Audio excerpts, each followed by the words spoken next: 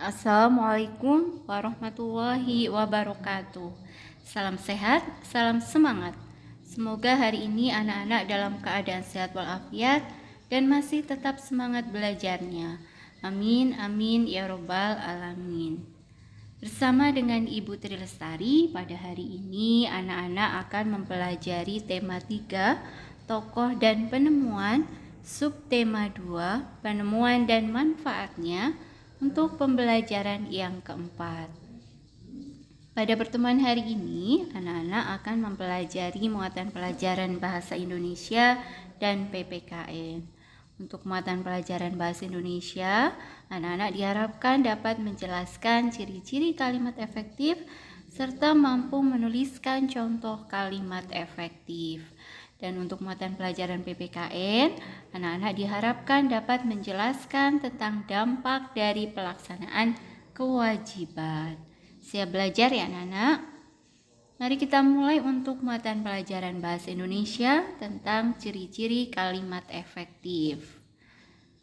Ciri yang pertama yaitu tidak menggunakan kata yang bermakna sama. Yang kedua, tidak bermakna ganda. Ketiga, memiliki ketepatan dalam pemilihan kata. 4, memiliki kesejajaran bentuk yang sama. Yang kelima, memiliki ketegasan makna. Yang keenam, tidak bersubjek ganda. 7, penggunaan konjungsi yang tepat. 8, hindari peletakan kata di depan subjek. Nah, mari kita mulai dengan ciri kalimat efektif yang pertama, yaitu tidak menggunakan kata yang bermakna sama. Ini adalah contoh kalimat tidak efektif. Para siswa-siswa diharapkan berpartisipasi dalam kegiatan kerja bakti. Kata para dengan siswa-siswa itu mempunyai makna yang sama-sama bermakna banyak, maka harus kita pilih salah satu. Kita perbaiki menjadi kalimat yang efektif, bisa untuk seperti contoh yang A, bisa juga seperti contoh yang B. Kalau sudah menggunakan kata para, kata siswanya cukup satu saja. Menjadi para siswa diharapkan berpartisipasi dalam kegiatan kerja bakti. Kemudian jika tidak menggunakan kata para, maka kata siswanya diulang. Siswa-siswa diharapkan berpartisipasi dalam kegiatan kerja bakti. Kita lanjutkan dengan ciri kalimat efektif yang kedua, tidak bermakna ganda. Ini adalah contoh kalimat tidak efektifnya. Guru baru pergi ke kantor. Ini mempunyai makna lebih dari satu. Nah, makna yang pertama, guru yang baru sedang pergi ke kantor. Makna yang kedua, guru sedang pergi ke kantor. Maka dari itu, jika anak-anak membuat kalimat seperti itu, harus dibuat seperti contoh menggunakan kalimat efektif. Bisa menggunakan kata yang atau pakai kata sedang. Kita lanjutkan untuk ciri kalimat efektif yang ketiga, memiliki ketepatan dalam pemilihan kata. Ini contoh untuk kalimat tidak efektifnya. Rumah itu sedang dibuat. Kalimat contoh yang kedua itu Ani mengambil bunga dari pohonnya. Mari kita lihat perbaikannya. Rumah kok dibuat? Yang lebih tepat kata untuk menggantikan kata dibuat yaitu rumah itu sedang dibangun. Kalimat yang kedua itu Ani mengambil bunga dari pohonnya. Kata yang tepat untuk menggantikan kata mengambil yaitu lebih tepatnya menggunakan kata memetik. Ani memetik bunga dari pohonnya. Ciri kalimat efektif yang keempat, memiliki kesejajaran bentuk yang sama. Ini contoh kalimat tidak efektifnya.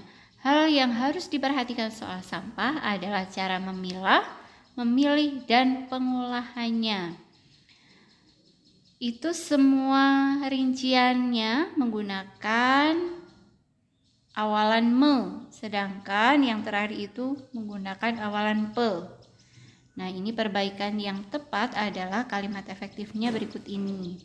Hal yang harus diperhatikan soal sampah adalah cara memilah, memilih, dan mengolahnya.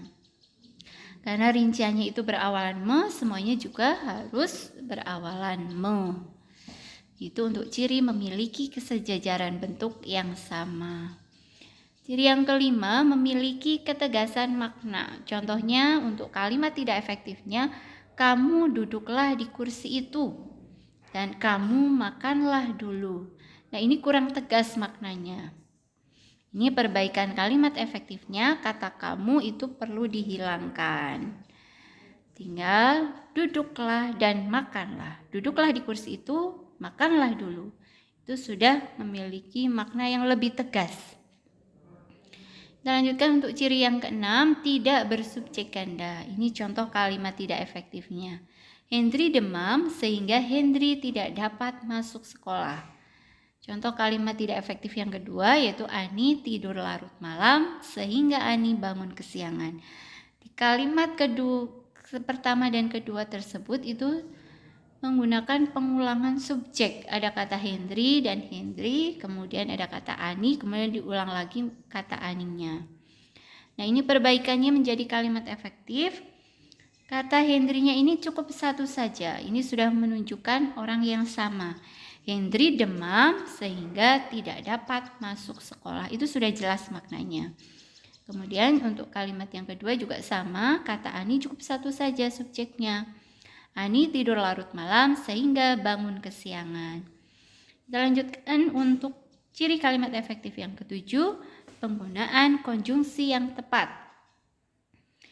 Contoh kalimat tidak efektif yang pertama yaitu ibu yang berbelanja di pasar. Kemudian contoh kalimat tidak efektif yang kedua yaitu Siti yang sedang sakit. Berikut ini adalah perbaikannya. Kata yang ini perlu dihapus, tidak perlu digunakan. Yang pertama berarti menjadi ibu berbelanja di pasar. Kemudian yang kedua Siti sedang sakit.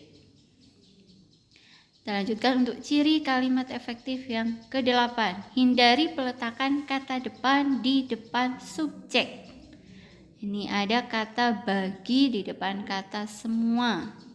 Semua siswa itu adalah subjeknya. Jadi kalau ada kalimat seperti itu, sebaiknya bagaimana anak-anak? Ya, ini perbaikannya. Bagi semua siswa diharapkan masuk kelas, itu tidak efektif. Efektifnya kata baginya dihapus. Semua siswa diharapkan masuk kelas. Untuk contoh yang kedua, ini tidak efektif ya anak-anak. Bagi seluruh warga diharuskan ikut kerja bakti.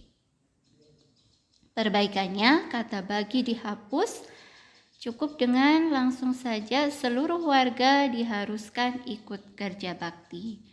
Paham ya anak-anak? Silakan anak-anak pelajari kembali contoh kalimat tidak efektif dan perbaikannya menjadi kalimat efektif.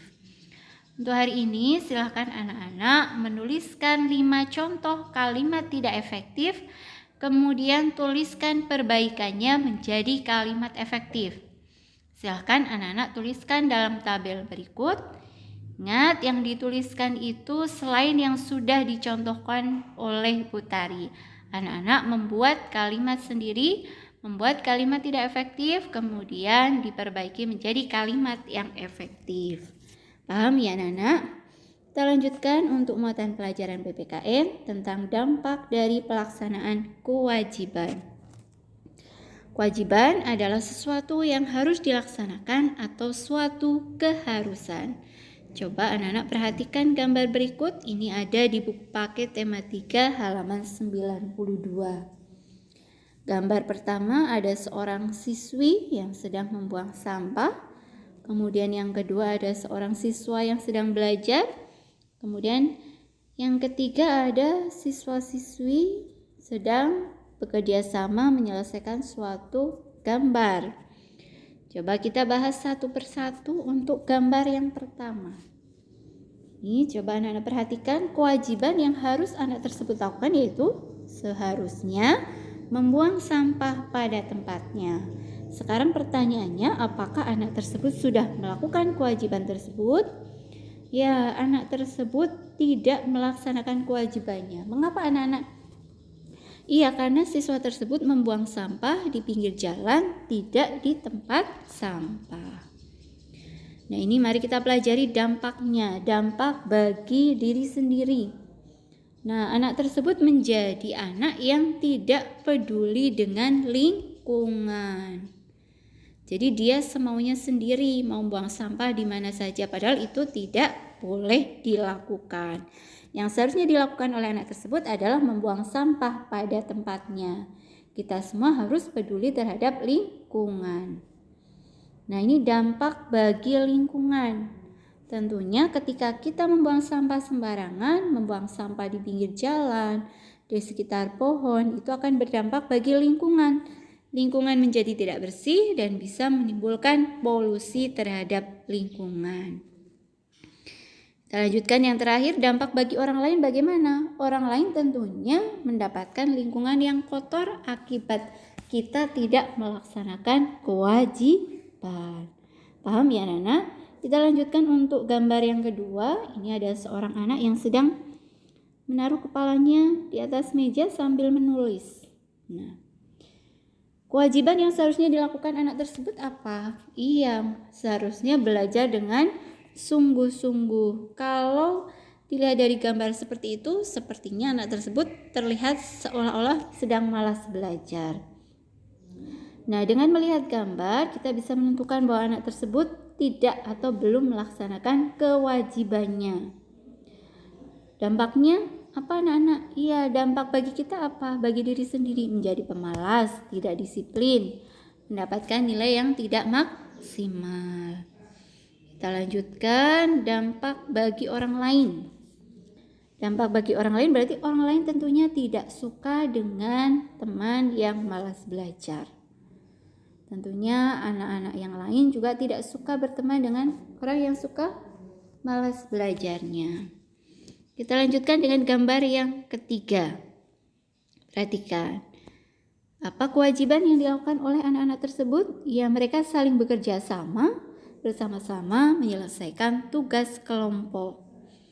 Karena yang namanya tugas kelompok harus dikerjakan bersama-sama. Apakah anak tersebut sudah melaksanakan kewajibannya? Ya, tentu anak-anak tersebut sudah melaksanakan kewajibannya. Dampaknya apa anak-anak? Dampak bagi diri sendiri, iya, menjadi pribadi yang mau menghargai perbedaan, menerima pendapat orang lain ketika sedang berdiskusi menyelesaikan tugas kelompok.